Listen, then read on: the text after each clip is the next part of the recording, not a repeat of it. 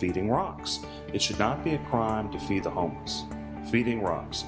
A good Samaritan shouldn't be punished for acts of kindness.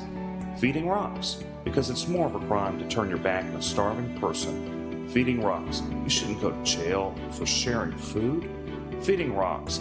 You can't in good conscience let a hungry person starve. Feeding Rocks. Help us legalize charity. Go online and sign the petition. www.feeding.rocks. Feeding Rocks.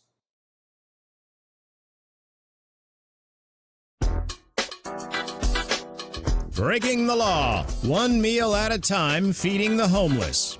It is morally wrong to make it a crime to give food.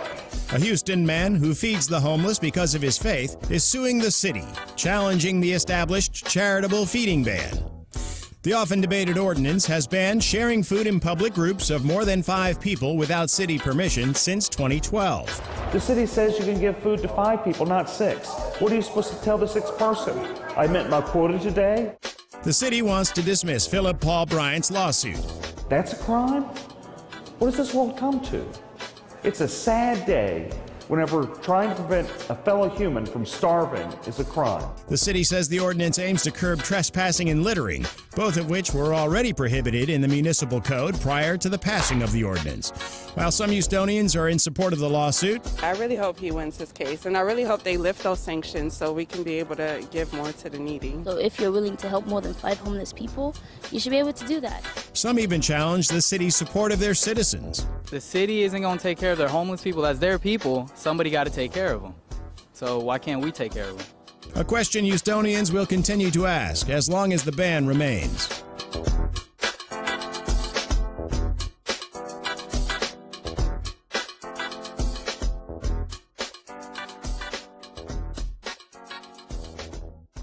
Hi, this is Eric Dick, and I think it's important that you know your rights. If your homeowner's insurance company has denied or underpaid your claim, you have the right to hire an attorney. You have the right to call me for a free consultation at 833-7-RIGHTS. That's 833-7-RIGHTS. Don't let your homeowner's insurance company take advantage of you. Call me today at 833-7-RIGHTS. Has your homeowner's insurance claim been denied or underpaid? Call Dick Law Firm at 833-7-RIGHTS.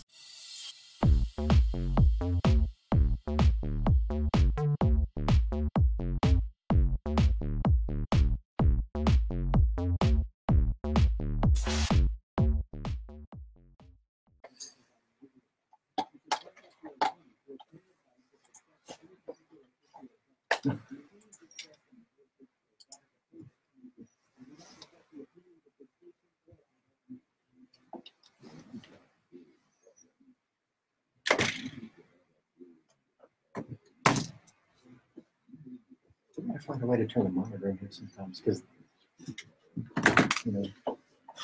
Huh. Y'all heard that? You hear that? Yeah, y'all heard that? Y'all need to contact your lawyer before you're listening to this show. It's so spicy. We got so much juice going on today. You better just pull over, call your lawyer right now, and ask him. There's a lot of people that probably should have called the lawyer before having any other discussions with other people. But, man, welcome to the Eric Dick Show. Man, good to be back on a Saturday afternoon, 1 o'clock. It's Eric B. Dick, the homeowner's insurance lawyer, joined today along with myself, Chris Carmona, and our special guest, Ray J. Black Jr. Oh, boy. And we just got a great, juicy show. Let's just go right at it. What is it? Hurricane Michael hit, and oh boy, did it just wipe out Florida. Florida's gone. Man, that is one of the worst hurricanes we've seen here in Florida in a while. But, you know, Houston, we kind of have that, well, what about us type of feeling. And as bad as it was for Florida, we always remind ourselves about Harvey last year. But that's a good reminder that, you know, so many other states and people from around the country, they came through. They picked up the slack and helped where Houstonians needed it, where Texas needed it. So if we have the ability, you know, we got to make sure we pull together and help out Floridians as well. You're right, man. The worst thing that could happen, you spend a few $1 million on a house, and those houses down Pensacola, they're just beautiful. And, it just gets wiped out. I hope their insurance companies treat them right, which they probably aren't. But I hope I'm going to be optimistic for a moment. I'm hoping they're going to do the right thing. Eric, do you think they're actually going to do the right thing? I don't know. How long have you been practicing insurance law? 10 years. And you've been fighting for the homeowners for over 10 years, right? I have. Yes, and out of that 10 years, how many times have the insurance companies done the right thing when it comes to covering these types of losses?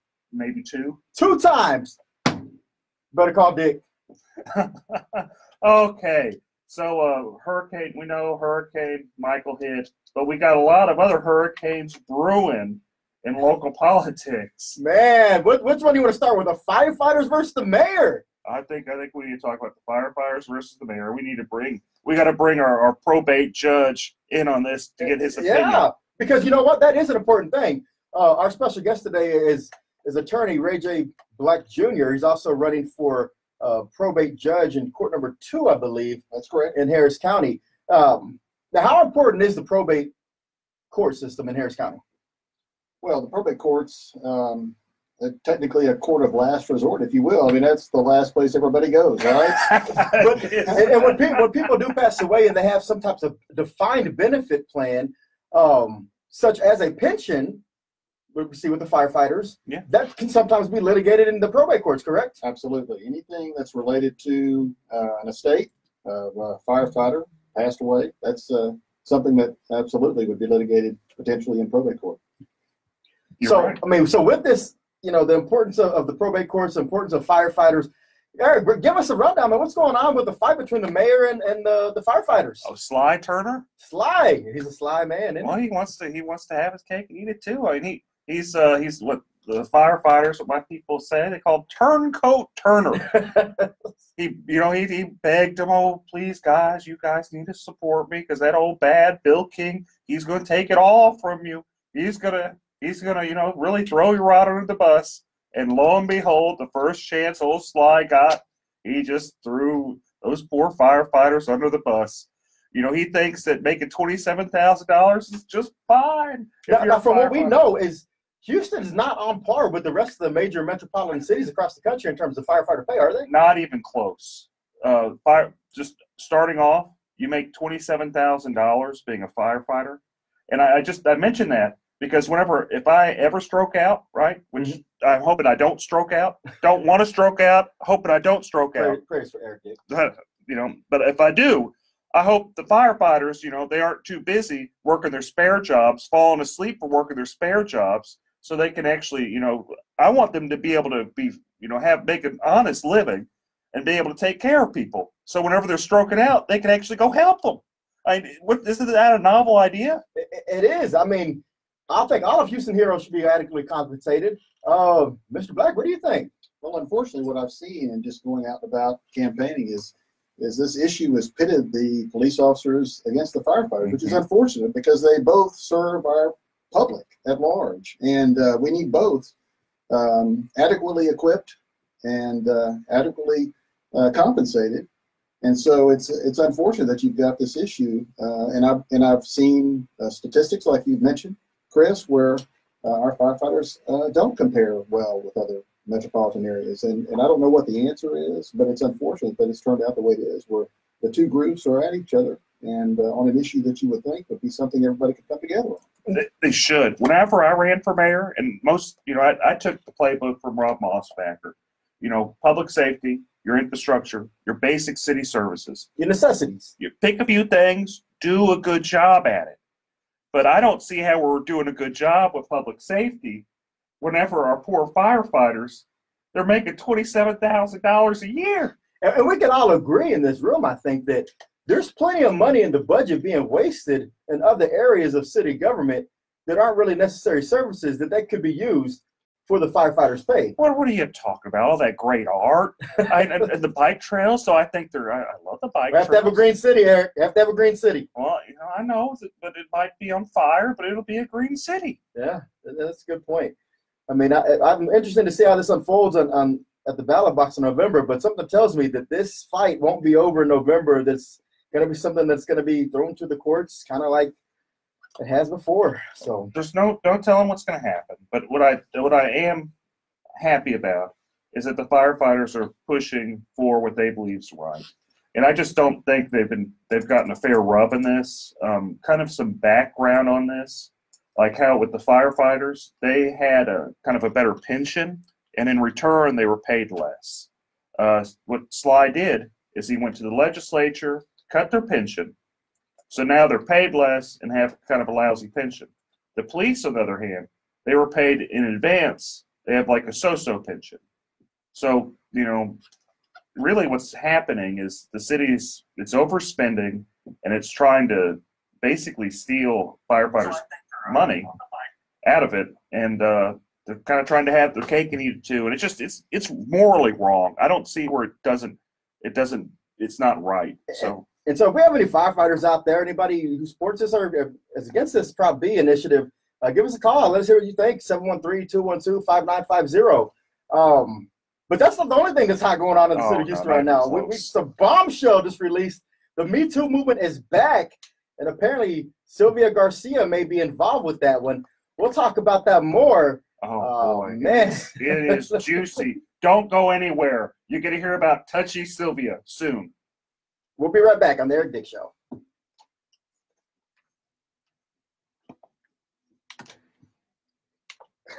You like that, Touchy Sylvia? Lord have mercy.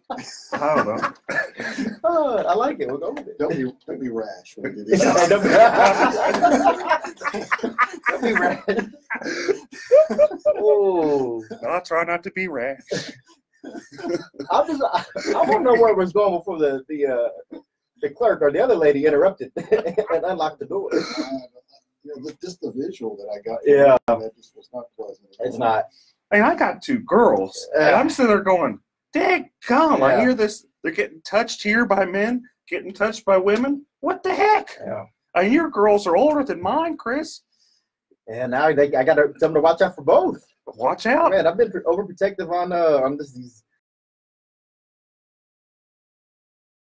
Side. I didn't think that would happen. I didn't think you run around. Oh, you want to see my rash? Well, I'm not a doctor. Well, you want to be my doctor today? Oh man, that's crazy, man. Oh, how about the stuff with Jolanda, like HISD? Yeah, I got that. We'll finish the Garcia stuff, then move on to the HISD stuff. We gotta get both Garcias. So I don't think Jolanda stuff. Oh, so HISD removed the interim superintendent this past week, and they said it was all just right down race lines, blacks on one side, Hispanics on the other side, and they put back in Abe Savada, and I guess he was removed a long time ago. He's a former superintendent, and Yolanda's like, it's all about race. I'm shocked because it's all a bunch of Democrats. Yeah. So are they saying the Democrats are racist? Yeah, so that's how we got to talk about it. That does seem very dude. odd. I think it's this Democrat momentum, our legend momentum, it's just crumbling, man. I think the Republicans may sweep now.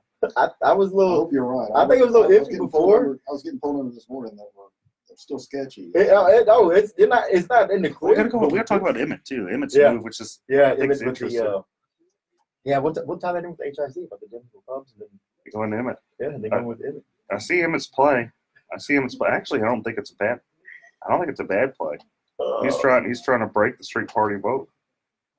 Dude, the Dems are crumbling, man. They are literally crumbling. I mean, how can you? It's all self-induced. It's all self-induced. Well, to be fair, the Beto is pretty much self-induced from Ted, kind of not being sensitive enough. Whoever has these signs out there that says "Beto, stop texting me," I think it was Pirate Pack people, great, good guys, man. But that was just not a good idea because all it does is give Beto some more name recognition. You're driving by, you don't know what says Beto. It says Beto. So it's I know. I told him that too. Yeah. That Beto Pirate Pack. Yeah, that's what they're doing. All right, they'll come back in about 25 seconds.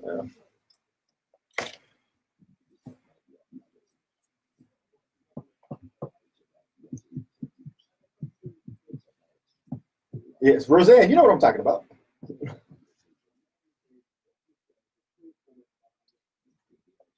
Hey, but they were trying. All right.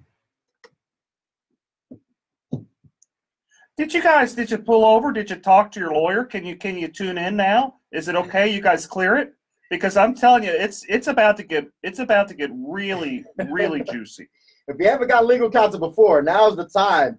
And man, all right. So before we left off, man, this Sylvia Garcia thing, it's fire. So apparently, everybody was up in arms about these allegations from years ago with the Supreme Court nomination process.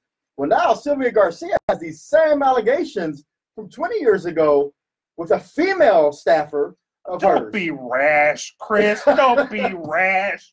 What are you talking about? I have no idea what you're talking about touchy Sylvia. I mean, there's always been some allegations about, the other Garcia running in precinct 2, calling him Grabby Garcia, but now it's like everybody's last name Garcia running for office seems to have this problem, or alleged problem. I mean, what's going on over there? What's going on with the Democrats on the east end of Harris County? So what happened there? Wasn't it just some female staffer and what Sylvia's like, well, I got a rash. You want to see this rash? Yeah, pulls off her pants, runs around with her panties, rubbing it on her. Yeah, from what I read in this affidavit, or the portion I got, I mean, it's pretty gruesome or pretty detailed in terms of Sylvia wanted her lead clerk to examine her as if she was a doctor and made her feel very uncomfortable. Mr. Black, in this age of Me Too, does that bode well for voter confidence in the Senate District 29 going forward in November? Congressional District 29, sorry. I would think not. I mean, with this Kavanaugh stuff in such recent times, and the new standard that's apparently out there with how we deal with accusations, I can't imagine this being a good thing for Sylvia Garcia or anybody else that's facing such interesting allegations. So does she need to step down or resign? Because that was the Democrats' main thing against Brett Kavanaugh. He can't be a public official. He can't be anything on the Supreme Court because he has these allegations. So do we now hold that standard for Sylvia Garcia? I wish, but it's probably just like with Sheila Jackson Lee. Her constituents just don't care. If she wants to go around touching some girls, well, that's just touchy Sylvia. That's what she does. And that's, unfortunately, you have another person, you have Congresswomen, Sheila Jackson Lee. She does all sorts of crazy stuff, and she gets voted in every time. Yeah. So you're also going to have her counterpart, touchy Sylvia Garcia, run around chasing women. Well, Philip Aronoff, who's running against her in this November, he's going to have an uphill battle on this, but at least that's something he may want to use as an arsenal when he's talking to voters that, hey, I don't have any allegations of people, touching people inappropriately. And so if that's something that really moves the Democrats, maybe that's something he needs to focus on. What Philip should at least say is, whenever you are going around her, just don't take your girls, don't take your kids. and that's a valid concern. I mean, I know we talk about it loosely, but I mean, that's a valid concern because these allegations in the affidavit says it wasn't the first time, and there were multiple other occurrences and instances. So the Dems are going to have a problem with that going forward. What else is interesting about Sylvia Garcia's race is that it's set up where a potential Republican could take that spot next year and during the special election. So Sylvia Garcia is just she's ran for office so many times it makes everyone in this room just look bad. And because we have not been nearly as active in running and losing elected offices as Sylvia Garcia has. Yeah. County commissioner, with state City Senate, Council for a while. City Council, and now U.S. Senate. No, not U.S. Senate, U.S. House. Thank the Lord she's not running for U.S. Senate. Not yet. Give her a minute. I mean, that's just one, internal debate, internal conflict they're going to have. The Dems are going to have this November. Another one that's unfolding in front of our eyes we've seen this week is HISD, Houston Independent School District. Eric, what's going on over there? What I always find amazing is the level of just problems with HISD. When I say problems, you've got the former president who got convicted of, criminal acts, stealing money, embezzling money. You've got them basically losing $20 million.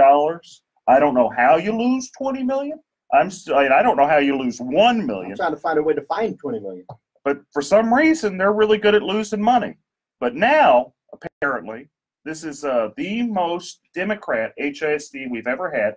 Every single person there is a Democrat. I don't even know if there's a man there. I think it's all female Democrats. Well, Sergio Lira just got elected to replace Manny Rodriguez in that special election last year. So you do have him on there. So you have one man. I think that everyone else is a woman. And you have what you have going Lunsford on there, right? No, Lunsford's not on there. Lunsford was there. Okay, that's right. Lunsford's out. It's all Democrat women, save and except that one guy. That's true. And you have basically allegations and a movement that there's a lot of racism happening from the trustees. So my question is, because, Republicans always get bummed with, oh, you're racist this, you're racist that. Well, hot dog, they're actually literally saying racism, and it's going on in HIC. It's all Democrats. Yeah, we just got confirmation. There's only one man on the HIC board at this time. And you bring up a good point, though. So from what I understand, the argument was this week is HISD is 70% Hispanic in terms of student population. And apparently there was conflict in terms of the allegations at least from Jolanda Jones, was that the non-black board members said they wanted better representation from the superintendent that reflected the body of the students. And so there was a vote to remove the interim superintendent. Wasn't a permanent, but an interim superintendent, because we're still trying to find a replacement from Carranza when he left up to New York. And so Grenita Lathan was a black female, and they removed her as the interim and put her back into a regular position. And they're saying that the vote was straight down, the black board members on one side, non-black board members on the other side. Is there race division going on at HISD? And with the Democrat HISD board, does that help or hurt Republicans or Democrats in this November election? I think it just hurts. It hurts the students. Those are the people that have been completely taken advantage of the whole way through. What do you think, Ray? Well, the issues clearly impede what the board is there to do, which is govern for the sake of the students. And this HISD has had a history of poor governance because of issues like this that take apparently precedence over what they're elected to do. And I think it sounds like, regardless of the makeup of the board politically, it sounds like if you view every problem as a nail, every solution is the hammer, and that's what they do, regardless of who's there. And the students, as Eric said, are the ones that lose out. Yeah, and that brings me to a point, because there's always been some underlings and some undertones of, we need to get rid of the Harris County Department of Education because it serves no purpose. Doesn't? But when you see HISD in such disarray, couldn't you make the argument that the Harris County Department of Education can actually be the hero in these types of incidents? And is there a role, Eric, you're a trustee on the board, is there a role that the Department of Ed could be playing in this scenario? I'm actually the vice president there too. And, before I understood what the Department of Education was, I jumped up and down and said we should get rid of it because I thought it was just a wasteful government entity. I thought it was redundant to HISD, and as I've looked at it, and I've looked more in detail on it, anything that kind of takes away from HISD is a good thing. Because there's no saving HISD. I have actually changed my opinion that we need to abolish HISD and break it up. It is just so insane. The shenanigans never end. For the last 6 years I've been paying attention to HISD. It's just problem after problem after problem. So I think the best role like a Department of Education could have is, go back to its original purpose. If there's problem with the, local school ISDs, break them up, separate them out. That's what I think would be the best role for, the Department of Education. Absent that, trying to, do what it can to, not be exceptionally wasteful, which is easy. Yeah. All the department has to not do is take a bunch of money and get some gas and just set it on fire. As long as they don't do that, we're good. Because the Department of Education actually runs at a surplus. They're never over budget. They actually are probably the most efficient countywide government organization. Is that correct to say? That actually it's true. We are $30 million in the black. Usually these government agencies involving education are in the red, but we're $30 million in the black, $100 million budget a year. We do a decent job. I'm not going to give it an A. I'd give it like a B minus, C plus. It has room for improvement. But what it's not doing is taking money and just throwing it away like HISD. Yeah, and that's the problem with HISD, man. Is just watching that this week and seeing how, again, that racial divide, how these students are going to be the ones affected. They're going to start having that tension. I don't want to see a black versus Hispanic rivalry start in the city of Houston. And I don't want that going, started in HISD, in the schools or on the board. But I'm sure it's going to, we say political affiliation doesn't matter, but they're all Democrats and they're going to start turning on each other. There's going to be a lot of people who start saying, don't vote for Democrats, don't vote here, don't vote there. And so there's going to be a lot of party switching or party lines being drawn. And we'll talk about some other star-studded county officials who are also going to say jump over party lines when we come back. Don't go anywhere. Eric Dick Show. We're just warming up, folks. You better talk with your lawyer.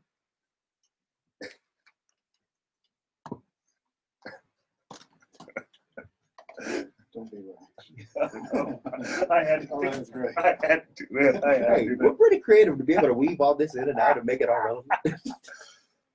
I actually, I thought, listening to it, it's listenable. It's not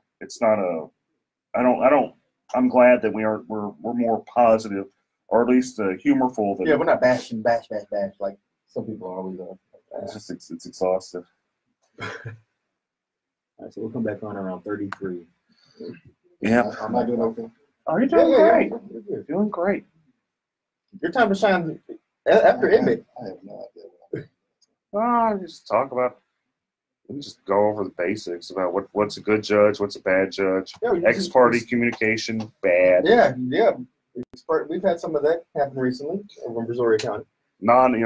There's certain let's just go to the basic things you're supposed to do as being a judge. You're just supposed to be fair, listen to everybody. And this is one of the most sensitive times of their life. Well, actually, not in their life, but in the beneficiaries' lives. Mm-hmm. And it's a stressful time. It actually can be nastier than family law because people get weird around money. There's a whole lot. Yeah, the problem. That's like law. You're fighting with your mind. But you're fighting with somebody else's mind. Yeah, and it's probate's the dirtiest of all of them. They really are. It is the dirtiest of all. It's some. If I wasn't doing insurance law, probably law is pretty dang entertaining. Yeah. It's pretty you see some stuff there. Well, you got the one with the Anna Nicole Smith one was the classic one. That was in the court I'm running. And then he hopped on that somehow with the family was the grandmother, right? Anna Nicole's grandmother, or who was it? Oh no, who was it? Give me a second. You somehow got involved in that. I did get involved in that. It was a defamation suit against. Roseanne, to answer your question, it was allegations. So the allegations are out there. I don't know a defamation suit. Whether or not it happened or not, but it's allegations. They were suing my gal. So I don't. You know what? I don't. This was 10 years ago. Yeah. It's amazing. It's been that long. 713-212-5950. Juicy stuff. Somebody wants to call in. So. It does. Yeah, it does. The time flies. Anybody on the phone lines? Nobody? No. What's wrong with that? It's football season. It is football season. Hey, Irma. Got a lot of people watching though. Nah, I think Carmona is done.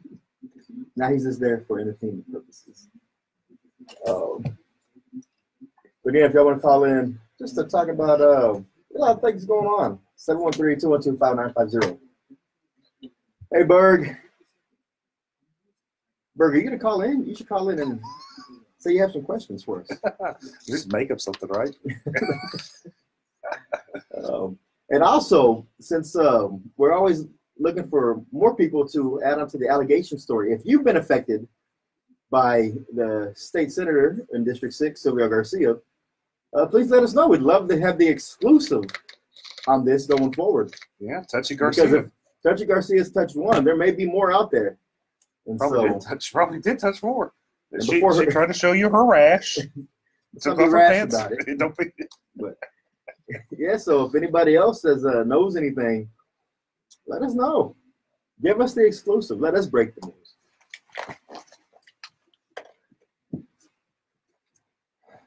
Man, Chris, I got this really bad rash on my leg, and I don't know. You want to see it? No, you know who doesn't need to see it though is your lead clerk if you had one. Okay, guys, we're back. All right. Oh boy.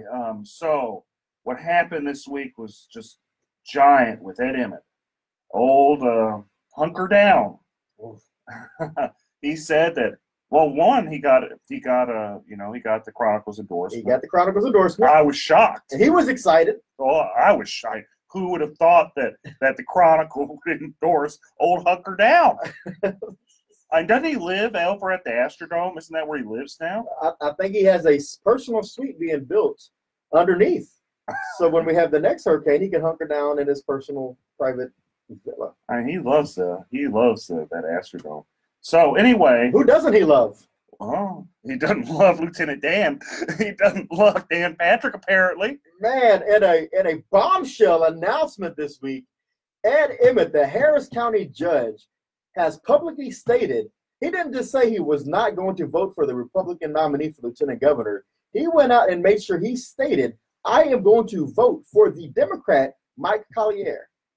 That's huge. How does that affect Republicans down ballot? As someone who's on the ballot in November, Ray J. Black Jr., how does that affect you and the rest of your brethren running for judge this November that the county judge has come out and said, break up the ticket and cross party lines? Well, since this is the last year we're going to have straight party voting here in Harris County, it's important, I think, at least for Republican judges, that we get as many straight party voters as we can. I know that Judge Emmett does great work for the county, always has, and is very popular. But he's also not one to shy away from supporting Democrats and Republicans both. So I guess it remains to be seen whether those comments and the Chronicles endorsement are going to have any adverse effect on the Republicans, but I certainly hope it does not. Do you remember Lloyd Oliver? I do remember Lloyd Oliver. You remember what Lloyd Oliver said that got him kicked off the ballot? He was supporting the Republican nominee. Yeah, he was. So my question is, Lloyd Oliver, Democrat for DA, he said, I think he said basically he was going to support. I don't even think he said he was going to vote for. He just said he'd prefer like some type of Republican over Democrat. And lo and behold, the Democrats are so outraged by Lloyd Oliver. The Tea Party Democrat, as he called himself.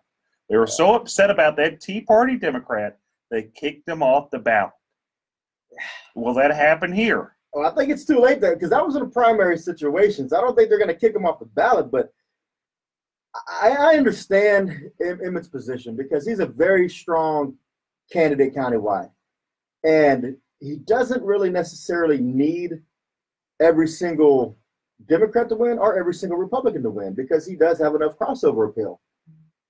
But was it necessary in this instance to take that last jab? Because everybody's saying this is Emmett's last tenure or last term once he wins. Was it necessary or was that just a potting shot to go as he leaves his last election? So if you're looking at it strategically, it could be necessary because you have like this overtone of Beto and him pushing for Harris County and likely to win Harris County. The question should become, how much does Beto win Harris County by? Does he win it by 10, 15% like Hillary did 2 years ago? Or does he just barely win it or even hypothetically lose it like with like Ted Cruz, his election 6 years ago, where Ted Cruz just squeaked Harris County? He did. And that's the thing. With the county so competitive, I'm shocked. I am truly shocked that the Harris County Republican Party chairman would not have that discussion with Ed Emmett prior to making such a bold statement. But am I shocked that he didn't?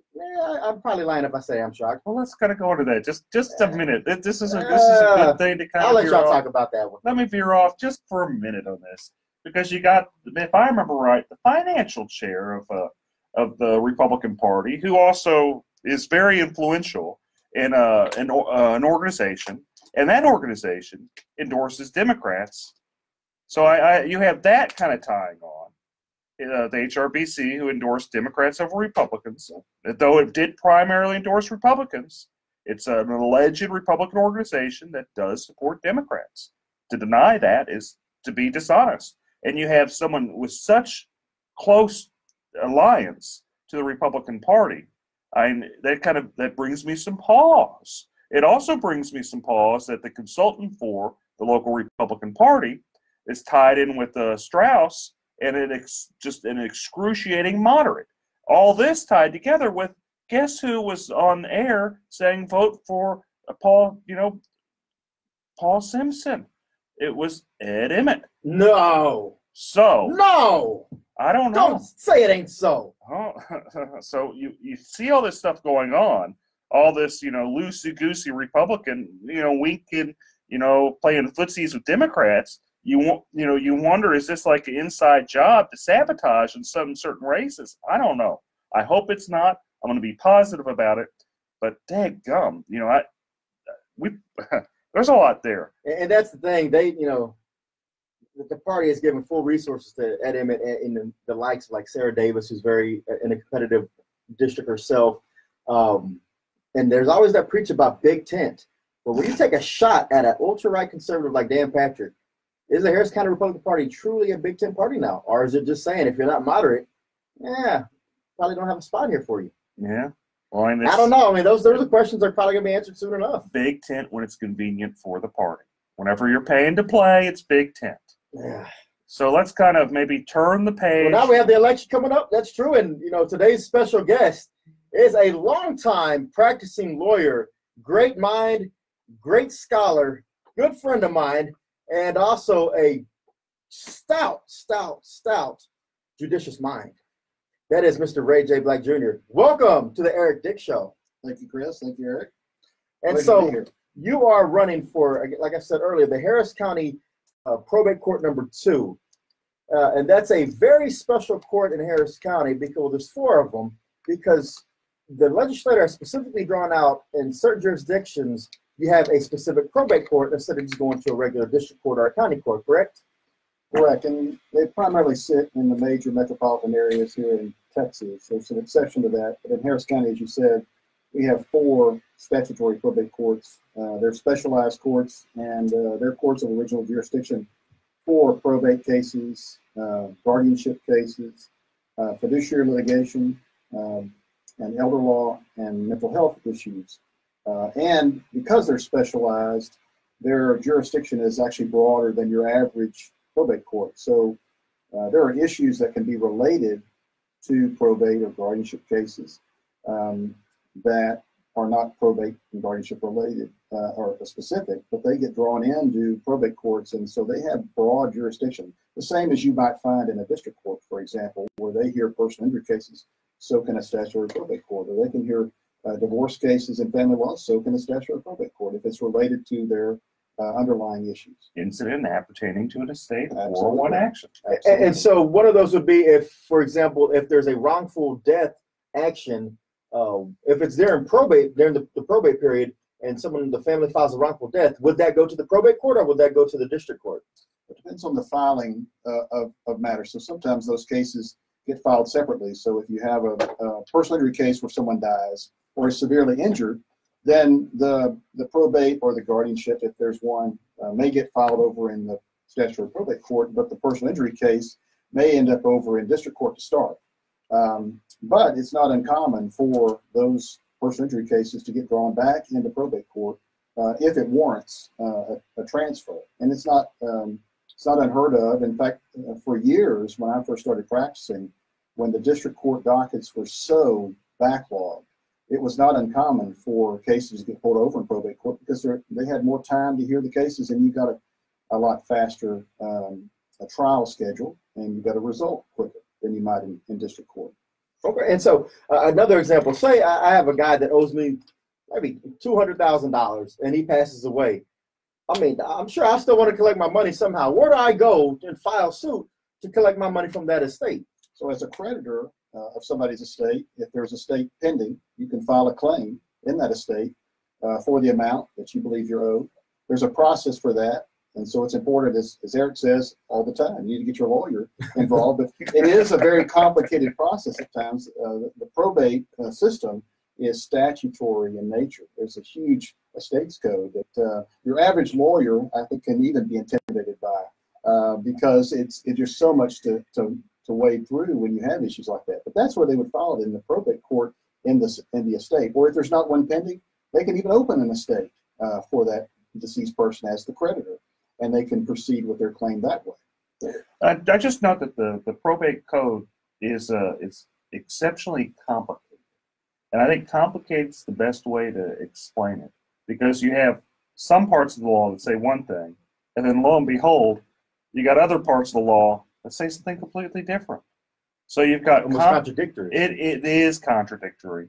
So it's difficult, I'd say, for the average lawyer, probably even difficult for the average probate lawyer to understand probate law. And I'm so happy we have you here today, Ray, because not only is he just a nice guy, which is really, really, really important for being a judge, Ray actually understands the law, which is rare.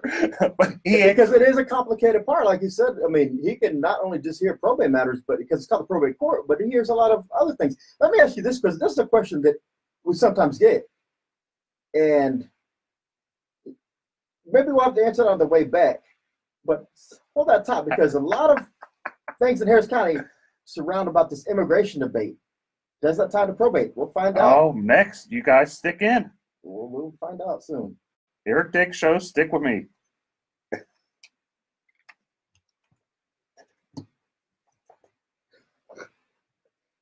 So what is the question?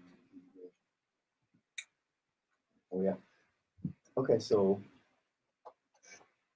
when schools, so you have school districts, and you have families who, they have kids that are over here, but not necessarily the parents, but they have relatives that live here, and so the kids want to stay with the relatives and go to a school here.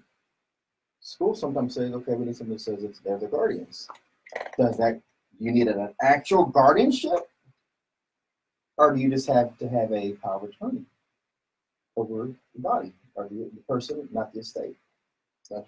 Well, the answer.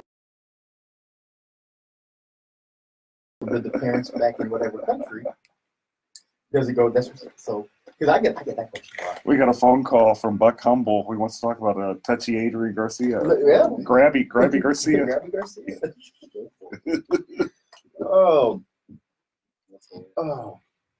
Okay, so we have a call that he wants to talk about Adrian Garcia, and his name is Buck Buchanan.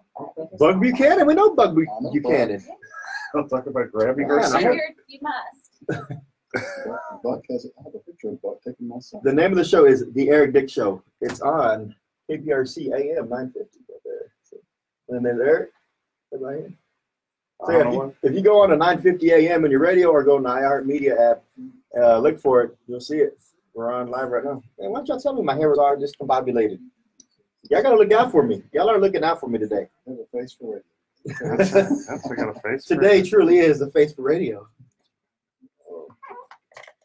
The number is 713-212-5950. So if y'all want to call in again, 713-212-5950. Grabby Garcia. Touchy Sylvia. Grabby Garcia. You just don't go. You go into you go to precinct 2.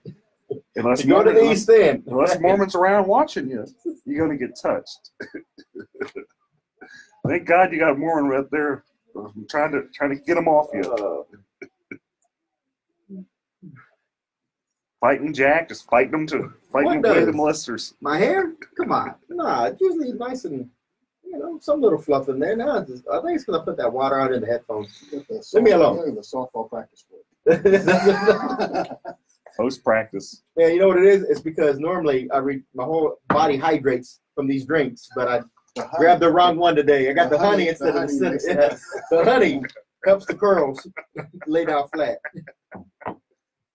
Oh.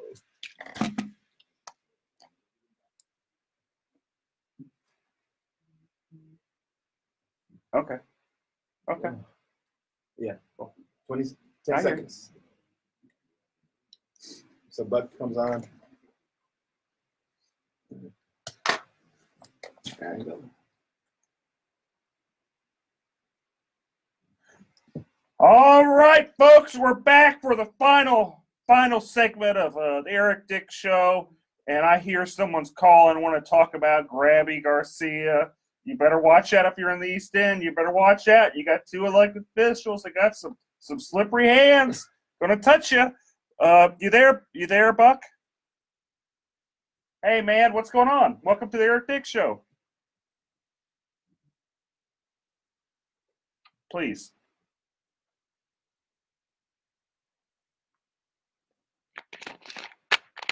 And I don't know how he won in the first place. But then after he was elected sheriff in midterm, he quit to run for mayor. Adrian Garcia was an HPD officer, city councilman. Then he ran for sheriff, and he wasn't running for the people. He was running for himself. And then he ran for congressman and lost. Well, he ran for mayor and then lost. And then he ran for congressman. Now he's running against Commissioner Mormon. Mm-hmm. And I don't live in Commissioner Mormon's district. But how does Adrian Garcia get elected like that when he stays nowhere? Do y'all have any answer for that? The sheeple. The people on the East End, they know Adrian Garcia, but he always gets elected. And I was just wondering if Republicans would be helping Adrian get in there. There are a sliver of Republicans that do support him.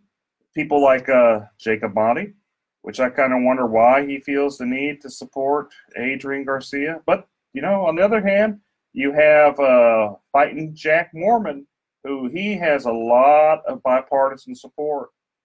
Jack he's a good guy. He's the real deal. He really is just a people's person. It's kind of shocked me whenever I first met him and how so there's a tie in here. You got Touchy Sylvia, who got arrogant being a county commissioner. She had $2 million in the bank and just did nothing, figured that she was gonna be a county commissioner, get all of her secretaries to sit in her lap. It was gonna be a good time. But, while she was too busy, I guess, doing what she was doing, fighting Jack Mormon got in there and he won. He won by just doing the basic things, going door to door, letting everybody know it was time for a change. He's going to do a good job. And the guy he really has done a good job. I don't see him losing Precinct 2. I just don't see it. He has run such a tight campaign. He's been everywhere. If you're in Precinct 2, you're going to walk around. You're just going to see him just driving by. That guy is everywhere in Precinct 2. And if there's just like a bike show, you're going to see him there. He's everywhere. And so, but to answer your question, I mean, Adrian, got elected in, I think it was 2008, first as sheriff. It was against Tommy Thomas. And you got to keep in mind, at that time, there were some internal issues going on with the Thomas campaign and the administration. And so that's how Adrian was able to get the confidence of the county people. But thanks for the call, Buck. Let's move on to Jim. You there, Jim? Hey, Jim. Did we lose Jim? I don't know. You there, Jim? Yeah. Yes, sir. What's going down? Welcome to the Eric Dick Show.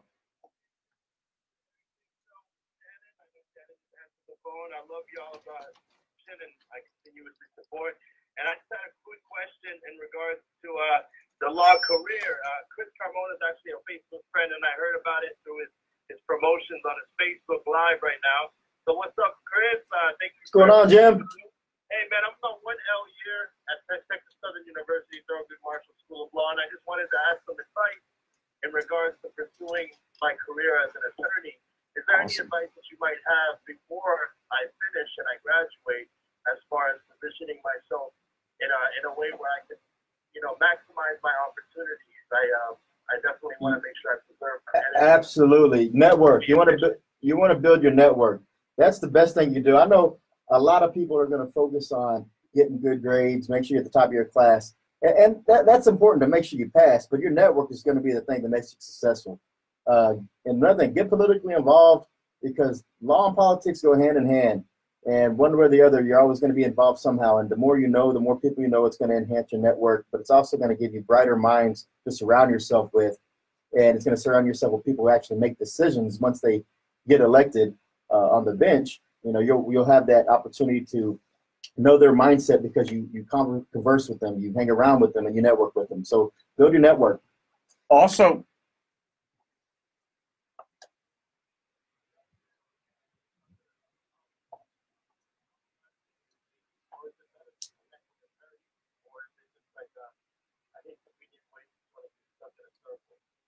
I would say both. you want to meet and talk with as many people as you can, because the non-attorneys will end up being your clients. The attorneys you'll end up dealing with, they'll be friends, they'll mentors, mentees, just people that you pick each other's mind. Because cool, man. Thank you. Don't forget your classmates too, because those are people you're going to continue to network with the rest of your career, and you don't know what they're going to do as they progress through their legal career, and you're going to touch base with them for years to come. And you talk about the network. One of my friends, I'm involved in Young Republicans across the country, and one of my network group, Matthew Gilson, just joined on my live feed. I got people in New Jersey, California, Omaha who refer. So just make sure you build that network and don't just stay local. Build your national network.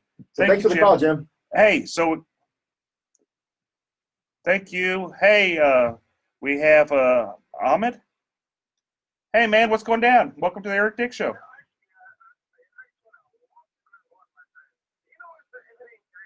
And exciting when we talk about politics in America.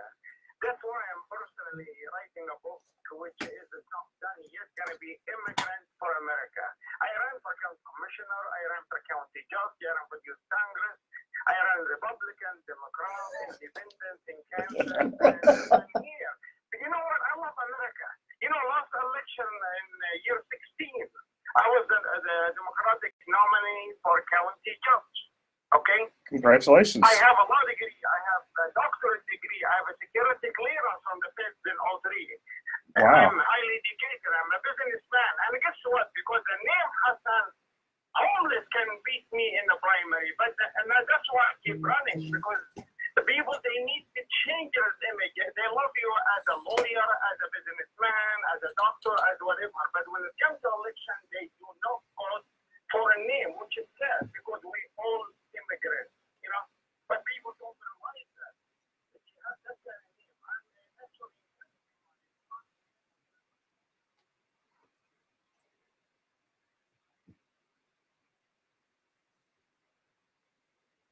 All right, thanks for the call, man. Thank you. We'll keep that in mind going forward. We have to make sure we just look past names, and we appreciate the call. We really do, man. And sometimes, thank you so much. And we're sorry, we're running out of time.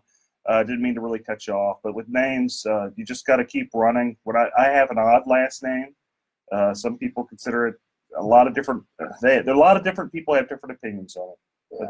Yeah. And so, again, one last question in terms of probate. While we have Ray Black here, does immigration in any way play a role in the probate court, especially in Harris County? There's always that the issue of immigration that pops up one way or the other. Does that play a role in the probate courts? And if people are parents from another country want to send their kids to Harris County to live with a relative, do they need to go through the probate process for that? Well, it depends. If the school district, which oftentimes needs someone with some legal authority to speak or make decisions on behalf of the child who may be here, you may actually have them ask that a guardian get appointed for the minor to have some legal authority to make decisions for them. And if that's true, then of course the probate courts are the place to go. That's where we do guardianships, and we do them for everybody who is fitting in the statute as someone who's, as they claim, incapacitated. But being a minor is part of the definition of being incapacitated. So they fit into the system. And as needed, we take care of those minors. It's not uncommon. It doesn't have to just be with the school district. We see that all the time. We talked earlier about personal injury cases. Personal injury cases affect everybody. It doesn't matter whether you're a U.S. citizen or not. In your case, may end up in probate court. So we cover all facets of that. And while we don't deal with immigration directly, we certainly deal with people who have an issue. Thank you, guys. Don't forget to vote. Election's coming soon. Thank you so much, Ray Black. He's a great guy. He is, and you know, Ray is again one of the most knowledgeable attorneys I know, not just on probate, but with a lot of things. So remember, November, look for those names on the ballot, people that you can trust, and Ray Black is one of them. And also remember that if you have the need for someone to fight for you because of some homeowner insurance disputes, insurance company's not taking care of you, who do they need to call? Better get Dick, Eric Dick. Better get Dick, Eric Dick. And it's been a pleasure spending some time with y'all on this Saturday afternoon. Chris Carmonas here with Ray J. Black Jr. and Eric B. Dick. Take us away, Eric. Next time. See you guys next week. Y'all have a great weekend. Bye. That was fun. It's always fun. Guys, thank y'all again. Thanks for the calls. See you guys. And, thanks for the feedback. I'll get back to y'all. Peace.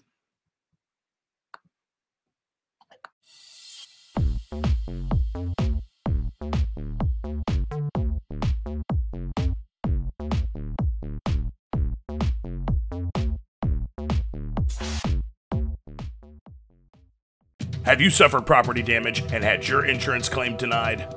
This is Eric Dick. I think it's important that you know your rights. Hurricane Harvey may have been the most costly storm in history, and if your home was damaged and your insurance company did you wrong, well, you have the right to hire an attorney and sue them. You have the right to call me for a free consultation at 833-3HARVEY, 833-3HARVEY. Don't let your insurance company take advantage of you. Know your rights. Call the Dick Law Firm now at 1-833-3HARVEY. Feeding rocks. It should not be a crime to feed the homeless. Feeding rocks. A good Samaritan shouldn't be punished for acts of kindness. Feeding rocks. Because it's more of a crime to turn your back on a starving person. Feeding rocks. You shouldn't go to jail for sharing food. Feeding rocks. You can't in good conscience let a hungry person starve. Feeding rocks.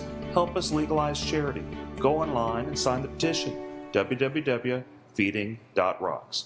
Feeding rocks.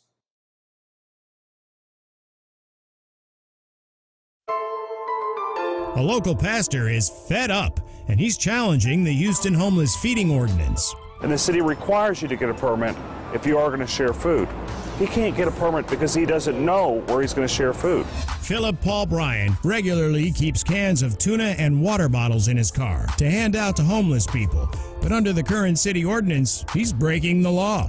His attorney says Bryan does this because his faith teaches him to help the less fortunate. This law that's in place, it's a mean-spirited law. It's against, charity. It's against kindness. It's against doing the right thing. Eric Dick says they plan to fight this till the mayor and city officials overturn what some believe is a misguided ordinance.